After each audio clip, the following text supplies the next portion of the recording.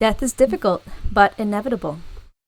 That's why we want to remind you that it doesn't have to be so scary. Our mission is to educate, center, and intrigue you while making tasteful humor along the way, question mark. Welcome to another episode of Homes Where the Grave Is. We are your hosts, Dulce. And I'm Unity. Join us in our journey to educate, intrigue, and center ourselves on the subject of death and what comes after. So, hello. How are you? I am me, and that is all. So, I am almost moving to my new house. We sign mid-July, so very excited. That's why there's a huge mess behind me, because I have been cleaning my house out and finding things that I forgot existed 5 years ago. Things that I could have used 5 years ago. Kind of, yeah. It's the like best super time cool. for spring cleaning. It really is. I mean, it's technically summer cleaning, but hey, what better time, right? Yes. I'm surprised I haven't found some skeletons in here. One thing that I haven't checked yet. So there was this incident, I don't know if I ever told you, several years ago. So there's this kind of crawl space in my closet on the ceiling, right? Yeah. And I mean, we don't use it for anything. It just happens to be this hole, obviously, where the insulation goes. And I live in a condo, so it's obviously connected to the other homes in this building.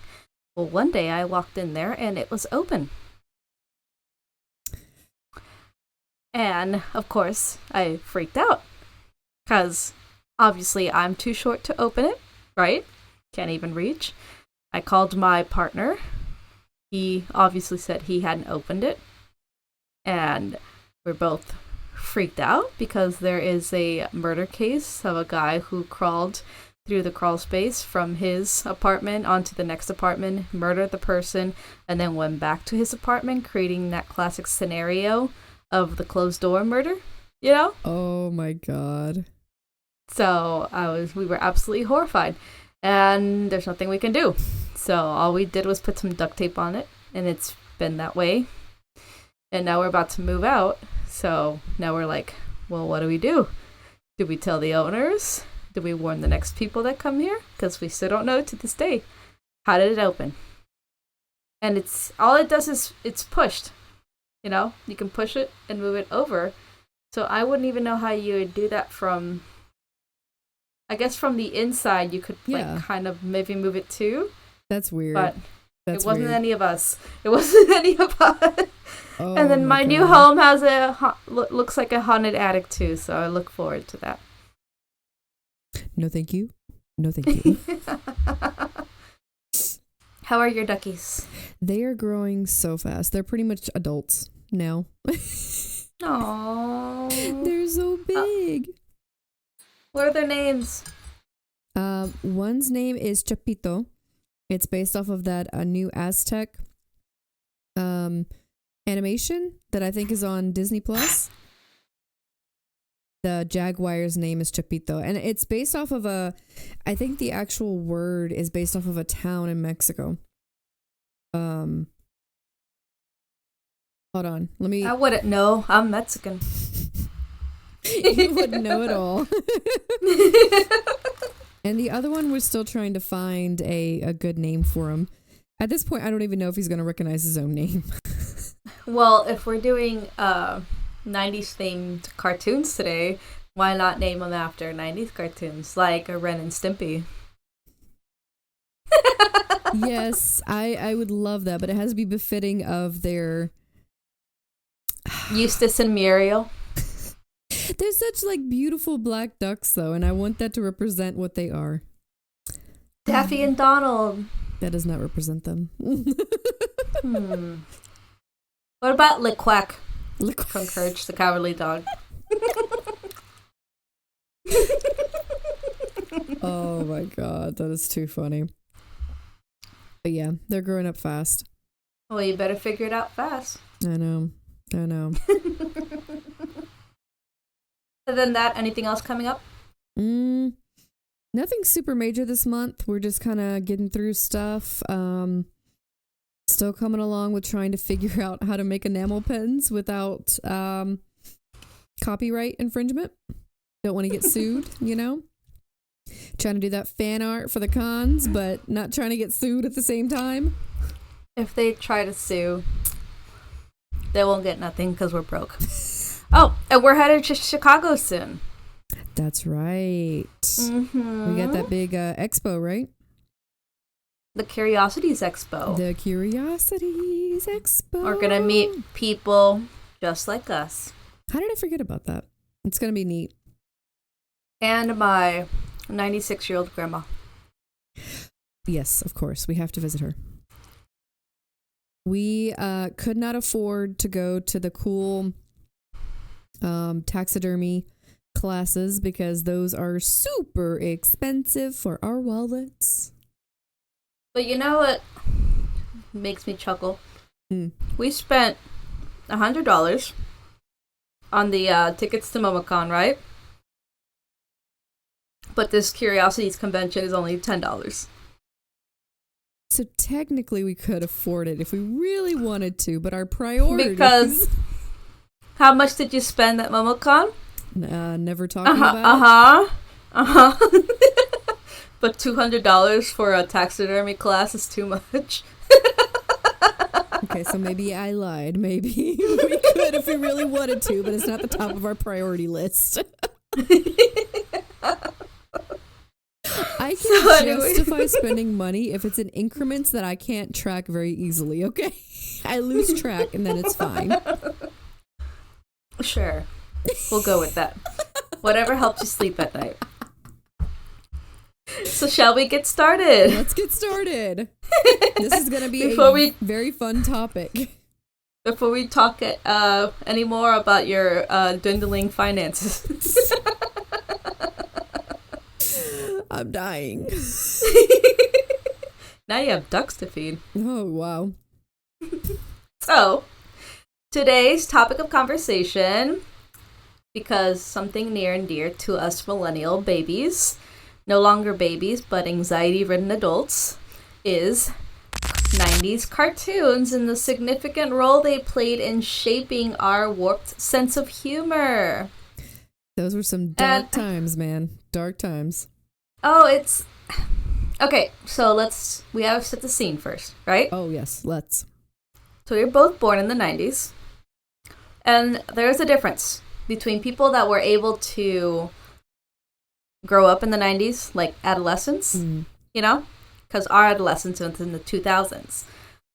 But people that grew up in the 90s that were actually able to enjoy that period of basically prosperity and peace, because the economy was great, housing was affordable, there was no war, and so it was a unraveling of technological marvels such as the internet.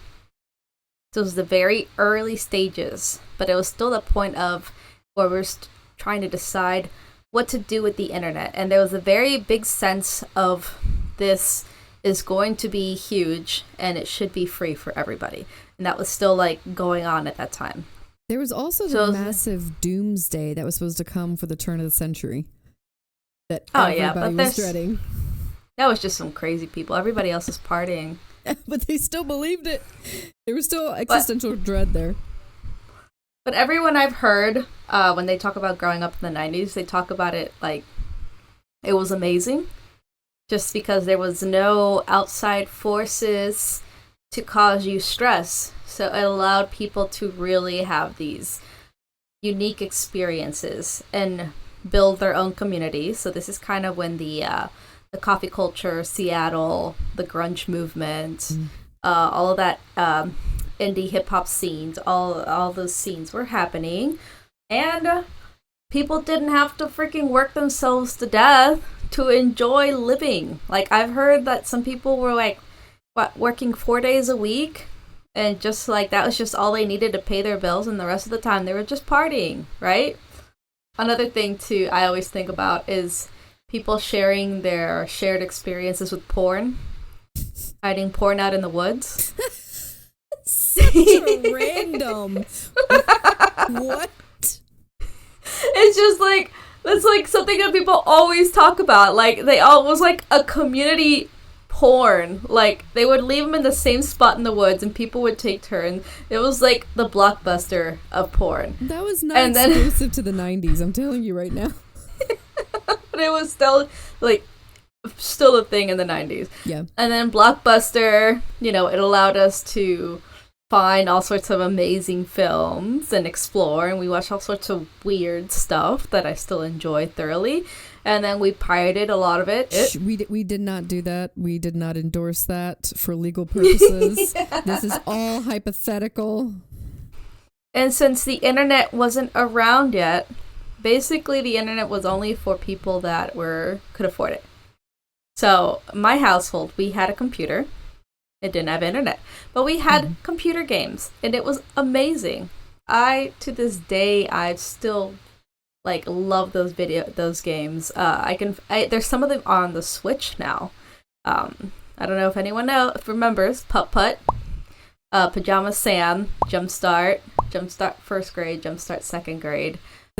Clue Finders. Clue Finders. Oh my God. I loved that game. It was so fun. It was so fun. But also, since we didn't have full access to the internet, we were still outdoor kids using our imaginations on the world. And like I said, it was a time of peace. So it really allowed us to kind of really interact with our world, to be outside without worrying about much of anything. And then would come the school shootings, the war, and the housing crash. And so we only got to enjoy a little bit of that prosperity, and then the rest of it has gone downhill ever since. Princess Diana but anyway, also died that year. That what was it? Was it 1998? Something like that. Yeah. I remember that being a big deal. So anyways, I think all of that really influenced the cartoons that came out of this era, which to this day people still like talk about as like, what was going on? Like, was it drugs or imagination or both? One or the other. These shows had like a unique blend of irreverence, satire, and absurdity that appealed to both children and adults. So going off of that, you know, we Who Killed Roger Rabbit, right? That was considered the film that really closed that gap between audiences of children and adults. Because before, animations were always centered for children, right? But then it started going downhill with profits because you weren't making enough money just off of kids. So when they created Roger Rabbit, that like it blew up and it created this entirely new category of animation. And it was, since you could still technically aim it at children because children don't really understand what was going on, and I am witness to that. That's how 90s cartoons were born. What was it? The first one to do it was Rocko's Modern Life, right? Yes. Well, they all of these crazy cartoons all came out at the same time. Like, almost around the same time. There was Rocko's Modern World, Ren and Stimpy. Mm-hmm. If you don't know, Ren and Stimpy had a two versions. There was one for children and one for adults. So you could be watching Ren and Stimpy on Nickelodeon, or you could be watching it on MTV. And the children's one was still dirty as hell. Like, I remember watching that show, and all I remember is that dumb, happy, happy, joy, joy dance. Yep. That's it. That's all I remember. But watching it again as an adult, I was like, holy crap. Holy crap, this is dirty. There is a scene from that show that circulates, that's been circulating recently, that I don't even remember. So that must have been the adult version, but I'll just put it this way. It's the chainsaw scene. Yes. Yep. And because they were gay lovers. If you don't know what that means or what that's about, just look it up and you'll find it. Yep. Yep. I was And like, what? so speaking of adult-centered animation, there's also Beavis and Butthead, Yep. Simpsons. Family Guy. So Family Guy was late, I think. Late 90s, yeah. Ren and Stimpy had its descendants, Cow and Chicken, Mm-hmm. Iron Weasel, Cat Dog. and then, do you remember Angry Beavers? Yes. I feel like that was like a sexual joke. For a while there, I thought it was a weird fever dream. Like it didn't exist, and then I found it again, and I was like... Most of these 90s cartoons are like a weird fever dream, honestly.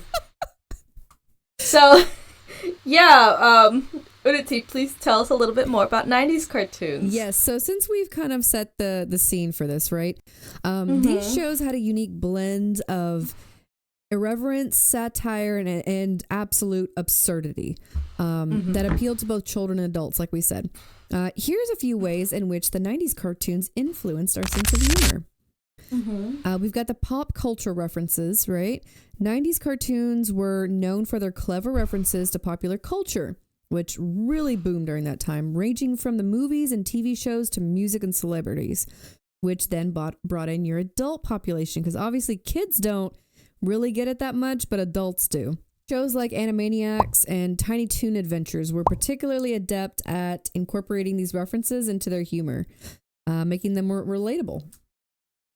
Well, I was going to mention, like, the Animaniacs is a prime example because of the director behind it, with Steven Spielberg. It was really, that was like... I didn't know like that. a perfect... Yeah, that was a perfect example of bridging that gap between child and adult humor, because a lot of those jokes were like aimed at Hollywood, which obviously would go over a kid's head. Yes. We were just there for the fluffy bunnies. The cuteness. And Animaniacs. And like, I love Animaniacs. It was honestly very clever. It was. Very, very clever. I loved it. It really But again, was. we were children. We were just looking at the fluffy, cute little whatever they are. I don't even know what they are. I still don't know what they are. Something else that really like went over our heads as kids was sarcasm. Sarcasm and that type of wit was more for the adults, and these 90s cartoons were infamous for that. Shows like The Simpsons and Daria. You remember Daria, right? Yes. Showcased intelligent humor. And you can see where a lot of that comes in with our generation too, where we really enjoy podcasts, and podcasts have a tendency to be towards more the intellectuals, the thinkers, the not trying to like isolate anybody, but it's just that's the tendency. People willing to sit down and listen to somebody yabber on and on and on for an hour. Pretty much without visual stimulation. So anyway, so this style of humor encouraged viewers to engage their minds and appreciate subtle comedic nuances. I love it when we can have verbiage that explains who we are. A couple more things was the slapstick humor and physical comedy. So like shows like Looney Tunes, Tom and Jerry, where you could Animaniacs, where you could physically hurt somebody, inflict physical damage, but there was no real life consequences. So everybody survived. Of cartoons. The rules of cartoons, and that was beautiful because you get to exert that that frustration, that frustration, that violent tendency without having real consequences. So it was just like yes.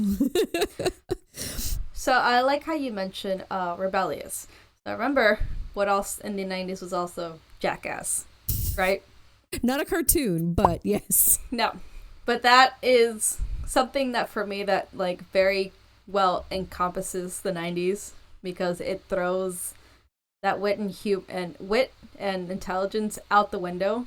That absurdity. To just be just a complete, like, it's kind of like anarchy, to in the words of Jackass, a dick in the face to older generations, because older generations would not understand the appeal of Jackass.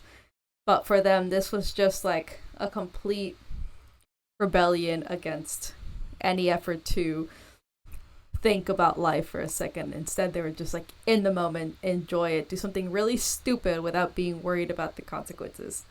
And it really does relate to the 90s, right? The 90s was absolute rebellion. The hairstyles, the hair colors, the outfits, even Breakfast Club. Well, actually, I take that back. I can't remember if Breakfast Club was in the 80s or if it was the 90s. 80s. Okay, well, it bled over. We're talking, when we talk about like grunge, you know, being emo for the sake of being emo. Pretty much. And then eventually the emo. Oh, and like My Chemical Romance would eventually come out. And so like going back to what we were talking about, which is, you know, the 90s was just these characters getting into these absurd and hilarious situations. And I would argue that a 90s My Chemical Romance emo singer guy being into animation is absurd and hilarious. Well, breaking the fourth wall, like say that intelligence, that wit, talking to the viewers too. Like, think of how cartoons were before. They were purely for entertainment purposes, and now they became an art form, really. So several 90s cartoons broke through the fourth wall, meaning that they acknowledged the audience directly, creating self-aware and meta humor. They often referenced that they were aware that they were cartoons, incorporating jokes about animation, television tropes, and even the process of creating the show itself. But they also became kind of like satire of real life, like Rocko's Modern World is a prime example.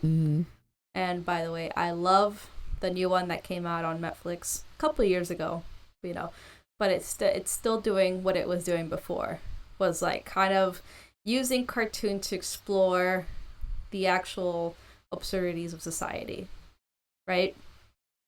Very true. It's very, very true. And if you've noticed, a lot of them were actually really depressing once you actually thought about it. Like, Hey Arnold. Oh, yeah. His backstory, and a lot of the characters' backstory, it deals a lot with abuse of the household, neglect, abandonment, loss of parents, on and on and on. Teenage problems, like bullying. Oh my God. Like, I'm honestly so grateful for the 90s because there's a show called Static Shock. Do you remember Static Shock? No, I don't. So Static Shock was, well, it was in the 2000s, like in 2000. So we still consider that the 90s, right? So, but these shows were really aimed towards teaching children things that were actually very educational and important. So Static Shock was the show that allowed me to know what dyslexia was. Dang. I remember that so clearly because that was the first time it clicked. Oh, that's what I had. Like, and then he showed it. And then I've seen scenes from Static Shock become popular again where he confronts racism with his friends, parents, and other like very hard and difficult scenarios for children to embrace. And the 90s was also where you would see a lot of these educational shows like aimed at bridging the gaps for especially low-income children, like Between the Lions. Oh yeah, I'll say one of my favorite ones, which it doesn't tend to be a common one because it was an older 90s one. It's Captain Planet. Aww. Captain Planet was one of the best because it was such a diverse group of kids. So you had all different types of, you had different genders, you had different races, you had different like backgrounds and like wealth, but they all came together to form Captain Planet that always had to save the world and always taught a lesson in recycling. and like save the planet, do small things. Like, I'm a great superhero, but you can be a superhero too, and just doing these small things. And it along always those had lines, a big one. the Magic School Bus. Yes. And then for us, Bill Nye the Science Guy. It Bill was an Nye the animation, but Science Guy. you know, such a 90s thing. Bill. So we already listed a bunch of 90s cartoons. Batman the Animated Series, freaking amazing. God, yes. So dark storylines right there. Like, and then and then they had Batman, and then Batman Returns, X-Men, Spider-Man, the Gargoyles. Oh, the Gargoyles. Dark series. I loved the Gargoyles. My mom would not let me watch it because they had horns. Even though it was a Disney show. You should, out of spite, now go back and watch all of it. That's what I'm doing. But I'm doing it not out of spite, for fun. Teenage Mutant Ninja Turtles. Oh, I love that show so much. Courage the Cowardly Dog. That's what I'm going to talk about a little bit more later. So yes. Hold on to that song. Pinky and the Brain. Hold on to that what? Hold on to that what? Hold on to that thought. What did I say? What did I say? I heard hold on to that thong, and I said, man. I say again, man. Da-da-da. Who remembers the thong song? That thong, thong, thong, thong. No. Don't nobody wear that shit. It's so uncomfortable. Anyway, continue. Dexter's Laboratory. That was one of my favorites. It was amazing. Johnny Bravo. I did not appreciate it as a kid, but I appreciate it now. What an absurd show. And it was targeting toxic masculinity. It really was. In a funny way. Because it was always making fun of him. Like, he was this obnoxious, full of himself guy that always thought he was so great for the ladies. And the ladies are just like, you're disgusting. Leave me alone. And he never won. And the women were always like, you know, normal women, business women, women with power and influence, leaders. And he never won. I loved it. I love it so much. And then SpongeBob SquarePants, of course. SpongeBob SquarePants. That is like, and South Park. Oh, but those are two examples of just, SpongeBob is just like so uniquely absurd. I don't think there'll ever be another show like that. And South Park, like, so freaking smart. Like, there's a reason why they're still going on today. Uh-huh. Absolutely. It's incredible. Like, if you think about everything that they've been able to get away with, it's kind of like they've been, what's the word? Grandfathered in with their ability to target everything and anything. That has been their whole shtick. Like, them, Family Guy, Simpsons, and, I'm sure there's somebody else. American Dad. How far could they push the envelope? But I think South Park was always the one that pushed it the most. Successfully. So, so the one I want to focus on most, obviously, is Courage the Cowardly Dog. Because he goes hand in hand with this podcast. And I feel like that show had such a significant influence on our generation. Because it mixed that horror into a children's show so perfectly. And allowed us to enjoy it and laugh and legitimately be terrified of certain scenes. And I've been recently binging it, and it's absolutely incredible that this exists. First off, I don't think there could be a period where Courage the Cowardly Dog could exist again. Right? Unless they continued it. Well, honestly, I don't know. I think they could continue the series, but just like, what was it? This is obviously not the 90s. This is more 2000s, but The Amazing World of Gumball.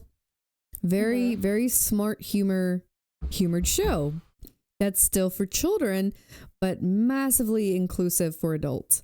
But Courage the Cowardly Dog was bridging the gap between for horror and children, and that was really popular in the 90s. Sure, but what I'm saying is like the Amazing World of Gumball also has some really messed up, weird scenes. So I think there is a placement for Courage the Cowardly Dog. It's just they would have to change it in certain parts. But I think there could still be a place for it. Yeah. Yeah. It's just that the point I was trying to make.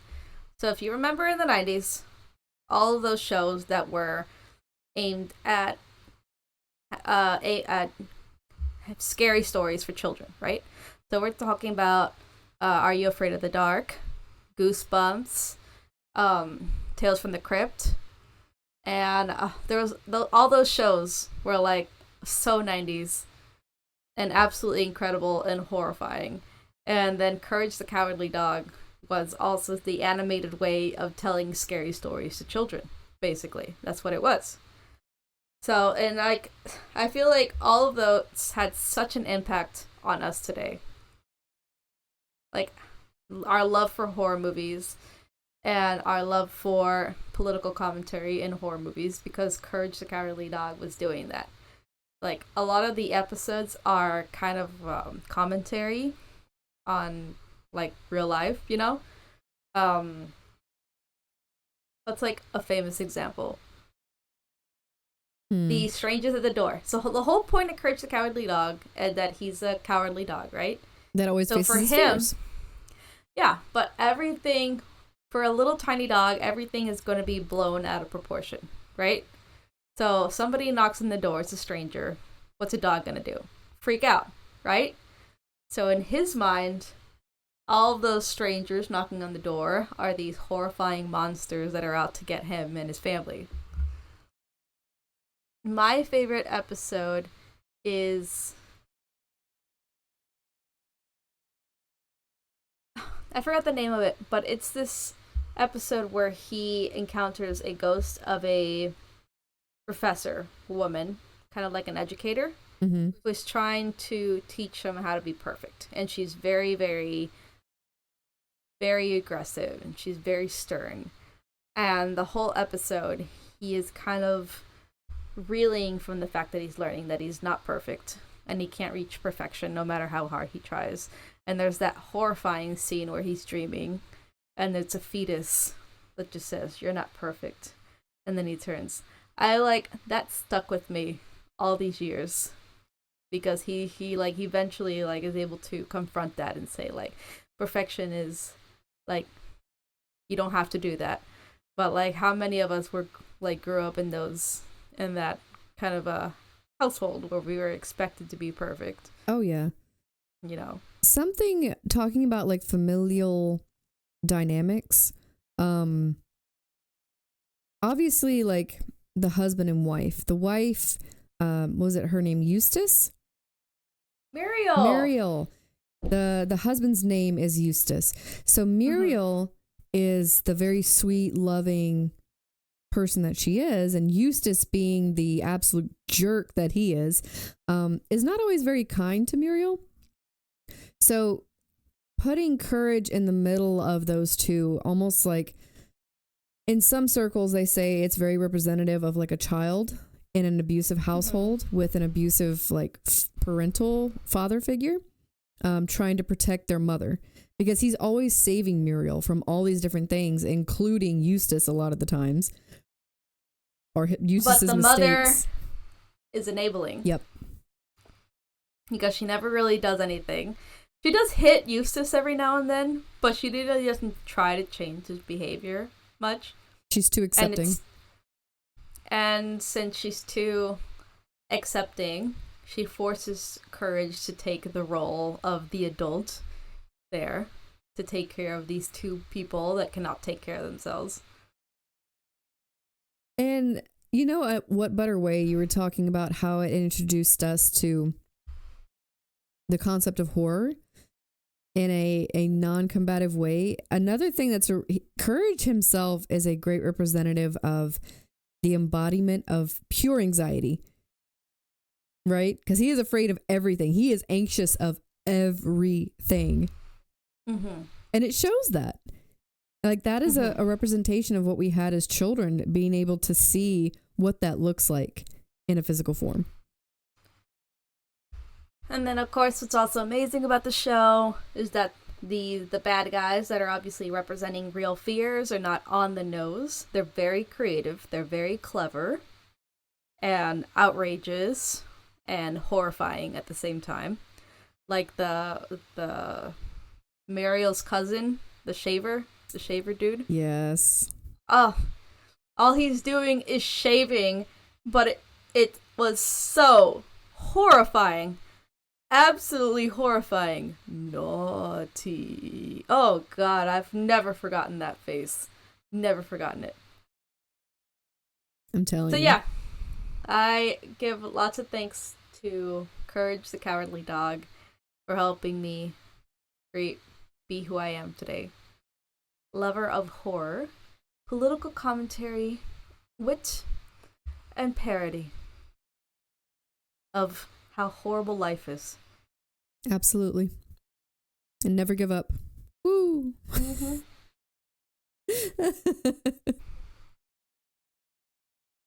I did enjoy that show. Yeah, that's where I was trying to go with that. Okay. With 90s cartoons. On that happy note of Courage the Cowardly Dog, would we like to wrap up this episode of the fun 90s cartoons that made us who we are today? I think, if I really think about it, 90s really did bring us a love of horror, scary, and imagination. I miss it. I realize now the internet is both a great and a scary place.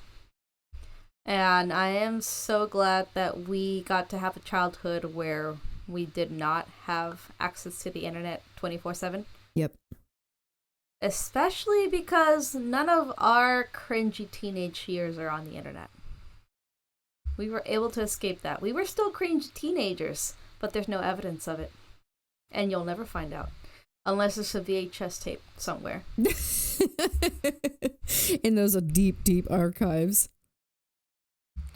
And yeah, it was nice and then ever since then life has been very tough for us millennials. The 90s are definitely nostalgic. And I think it's funny because for a lot of us, we're like, it was just last decade. What are you talking about? No. I know. And then you really think about it, we're like, oh my god, that was 30 years ago. Holy crap. Like, all the actors that were so popular in the 90s, they're old now. I know. Like, Angelina Jolie. She would not be the first one that comes to my mind for the 90s. Because Lara Croft. Oh, that's right. I forgot about that. That played a huge part of me and my women are strong too. See, Dad? Lara Croft can do it. Oh my god. Any thoughts? I am really excited. One of my other favorite shows, Billy and Mandy, because they actually got to hang out with the Grim Reaper, which was really cool and very dark. That show was so freaking dark. Oh my god. And then such an that was a very unique show. Yes. It was absurd and dark. Yes. Like everything else is just, scary and dark. Billy and Mandy was just kind of like borderline disgusting and dark. Yes, it was. And then they came up with the after comic series. Do you remember reading that for a while? Of where like Mandy and Grim Reaper get together and they end up having kids. Oh, that was like an individual dude. Yes.